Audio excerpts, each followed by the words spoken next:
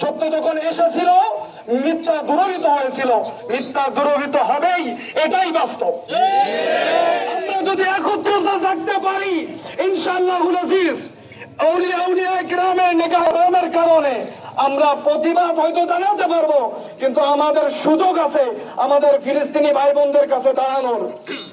আজকে আমরা যেমন ভাবে সবাই সমবেত হয়েছি, সবাই সমবেত হয়ে যদি একটা ফান্ড তৈরি করে আমাদের নির্যাতিত ভাই বোনদের জন্য পাঠাতে পারি, এটাই হবে সবচেয়ে বড় পাওয়া আমাদের ভাই বোনদের।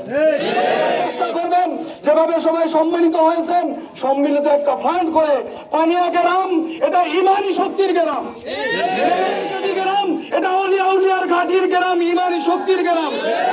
সবাই সম্মিলিত হতে পারি, সম্মিলিত ফান্ড তৈরি করতে পারি, আমাদের ভাই বোনদের একটা বড় উত্তম একটা মাধ্যম হবে। এখন অনেক মাধ্যম আছে পাঠানোর, আমরা চেষ্টা করব একটা উত্তম ফান্ড তৈরি করার, নির্ভরযোগ্য ফান্ড তৈরি করে আমাদের ভাই বোনদের জন্য পাঠানোর। আল্লাহ পাক আমাদের নেক নিয়াতকে কবুল করুক। সকলে বলে আল্লাহুম্মা আমিন। আমরা এখানে আসলে দেখানোর জন্য আসি নাই, এতটুকু হৃদয় রক্তক্ষরণ হচ্ছে।